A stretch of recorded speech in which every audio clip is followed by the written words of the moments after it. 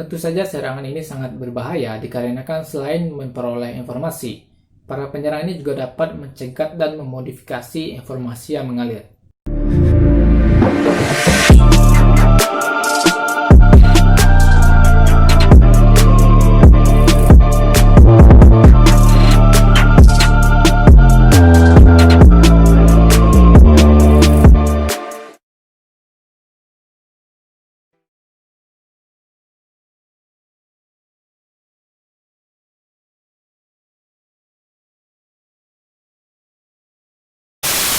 Halo guys, balik lagi bersama gue Aldi di channel AK Laki. Hacker merupakan sebuah profesi yang memiliki reputasi yang cukup buruk dikarenakan hacker sering melakukan tindakan kejahatan berupa peretasan secara ilegal ke perangkat komputer milik orang lain. Nah, untuk menjadi seorang hacker, salah satu syarat yang harus dipenuhi yaitu adalah harus memahami secara betul jenis-jenis dari cyber attack atau juga sering kita kenal sebagai serangan cyber. Cyber attack sendiri merupakan sebuah tindakan kejahatan yang melibatkan perangkat teknologi yaitu baik berupa komputer, smartphone, dan juga jaringan internet untuk mendapatkan informasi-informasi tertentu ataupun untuk merusak sistem dari perangkat pengguna lain tersebut. Nah, di segmen Hackeria kali ini, gua akan membahas tentang 7 jenis serangan cyber atau 7 jenis cyber attack yang sering digunakan oleh para hacker. Tapi sebelum itu, seperti biasa, silahkan subscribe dulu channel Laki-Laki, klik tombol merah yang ada di bawah, tombol subscribe, karena itu gratis, dan jangan lupa juga untuk nyalakan lonceng notifikasinya, supaya nanti kalian mendapatkan informasi langsung begitu channel Laki-Laki mengupload video terbaru. Kalau udah, tanpa berlama-lama lagi, langsung aja kita masuk ke pembahasannya berikut ini.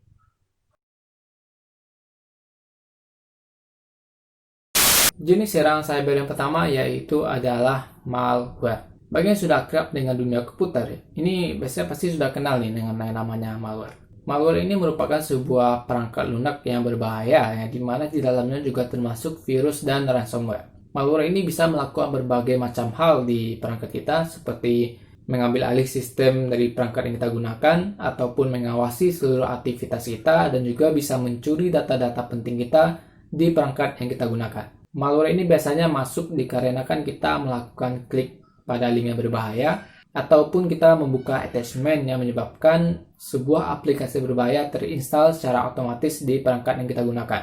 Nah, gue sendiri pernah terkena malware sekali tahun 2018.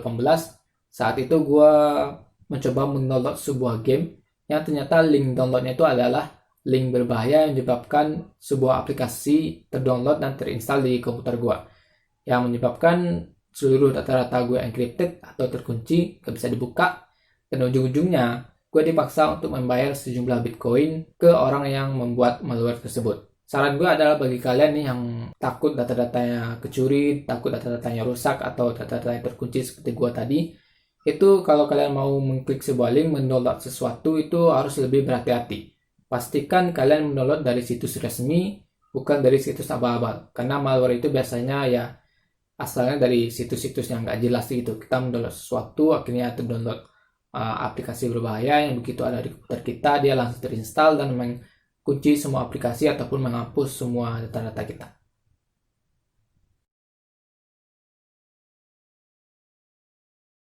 Phishing merupakan jenis serangan cyber yang bertujuan untuk memperoleh informasi-informasi penting ataupun sensitif seperti username, password, PIN, dan sebagainya. Umumnya, phishing ini dilakukan di layanan surat elektronik atau email, yang dimana si penyerang itu mengirim email yang berisi attachment. Nah, begitu si penerima email membuka attachment tadi, maka dari situlah biasanya si penyerang mendapatkan informasi-informasi penting dengan memanfaatkan malware yang disisipkan di attachment tadi. Nah, cara untuk menghindari phishing ini biasanya adalah kita harus benar-benar jeli dalam mengakses sebuah website ataupun menerima sebuah link. Contoh misalnya kita mengakses Facebook lah. Ketika kita mengakses Facebook, kita harus benar-benar memastikan website yang kita akses tersebut adalah website resmi dari Facebook. Kalau phishing, biasanya dia akan buat alamat dari website tersebut sepersis mungkin, tapi tetap beda. Contoh misalnya, kalau website resmi dari Facebook kan facebook.com. Nah, kalau phishing, biasanya dia akan beda sedikit tuh. Kayak facebook0k.com ataupun lain semacamnya. Pokoknya kita harus benar-benar jeli dalam mengakses sebuah website yang mengharuskan kita untuk login. Karena kalau kita tidak jeli, terus tiba-tiba kita login ke website yang kita anggap itu website yang udah resmi padahal tidak, maka dari situlah biasanya si penyerang atau si hacker bisa mendapatkan informasi-informasi penting kita. Seperti tadi, seperti username, password, PIN, dan sebagainya. Tapi tenang aja, phishing ini tidak akan menyebabkan sistem dari perangkat kita jadi rusak ataupun menyebabkan data-data kita hilang. Karena phishing ini hanya bisa mendapatkan informasi-informasi dari klik yang kita lakukan tadi itu. Dia tidak akan berbahaya atau sebuah virus yang menyebabkan sistem kita rusak. Gak akan. Tapi phishing ini yang sering sekali orang sangat mudah kena jebak.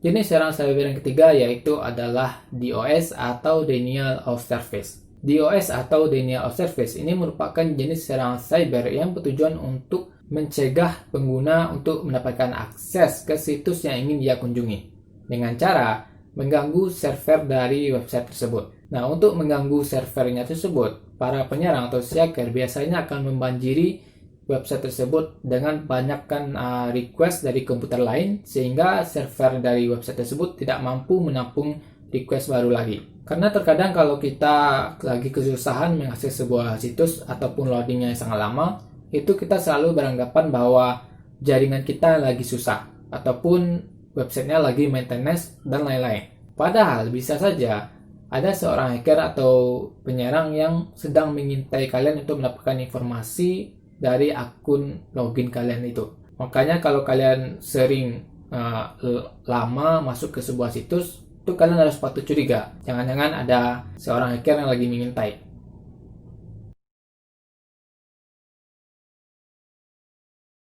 Jenis serangan cyber yang berikutnya yaitu adalah SQL injection. SQL injection merupakan sebuah jenis serangan cyber di mana para penyerang itu berusaha mendapatkan akses ke database suatu sistem. Para penyerang ini masuk ke sebuah database yaitu dengan cara memanfaatkan celah keamanan yang ada dalam sistem tersebut, seperti sistem penyaring keamanan yang dimana di penyaring tersebut tidak terdapat beberapa karakter input yang sering digunakan dalam kode SQL. Contohnya misalnya seperti para pengguna yang sering menggunakan karakter tanda petik, titik, koma, sama dengan tanda seru dan sebagainya untuk melakukan dumping atau pengosongan terhadap seluruh data dan password yang ada dalam situs tersebut. Jenis serangan cyber ini memang ditujukan pada si pemilik situs atau website, bukan kepada para penggunanya.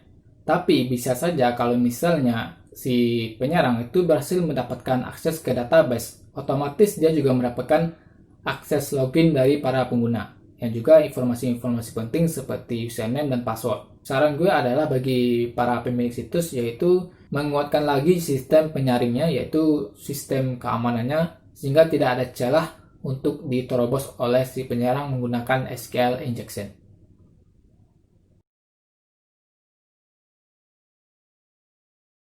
Man in the middle merupakan jenis serangan cyber di mana para penyerang itu berada di komunikasi antara dua pengguna sehingga para penyerang ini dapat memperoleh banyak informasi yang mengalir di antara dua pengguna tersebut. Tentu saja serangan ini sangat berbahaya dikarenakan selain memperoleh informasi, para penyerang ini juga dapat mencegat dan memodifikasi informasi yang mengalir. Bahkan juga bisa menyisipkan malware di tengah-tengah komunikasi antara dua pengguna. Maka dari itu, jika kalian tidak ingin hal ini menimpa kalian, kalian harus memastikan betul kalau obrolan antara kalian dan pengguna lain itu memang benar-benar aman. Salah satu contoh aplikasi atau contoh chat obrolan yang sudah sangat aman itu seperti WhatsApp. Dimana kalau kalian meng-WhatsApp atau men-chat satu kontak yang baru, itu kan di bawahnya ada keterangan end-to-end. Nah, itu artinya adalah bahwa obrolan kalian itu hanya diketahui antara kalian dan pengguna lain. Tidak akan diketahui oleh pihak ketiga termasuk si perusahaan WhatsApp-nya sendiri.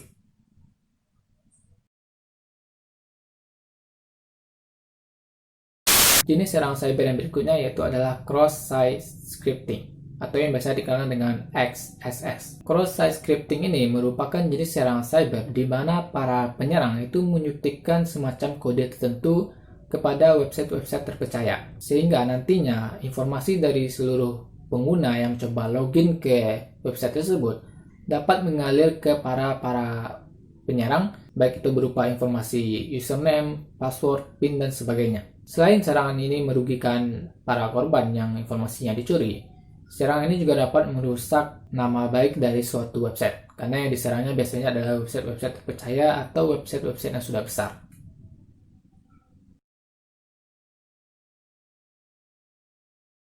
Jenis serangan cyber yang terakhir yaitu adalah credential theft. Credential theft adalah jenis serangan cyber di mana para hacker itu mencoba menggunakan informasi dari akun yang sebelumnya sudah ia dapatkan untuk dia cobakan lagi ke akun yang lain dari pemilik yang sama. Atau dengan bahasa gampangnya dia menggunakan ulang informasi yang sudah ia dapatkan.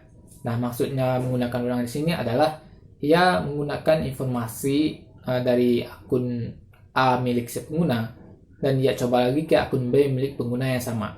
Hal ini memungkinkan saja karena banyak para pengguna yang menggunakan username dan password yang sama untuk setiap akun milik mereka. Nah, supaya hal ini tidak terjadi, kita harus menggunakan username dan password yang berbeda, bahkan email yang berbeda untuk setiap akun-akun kita.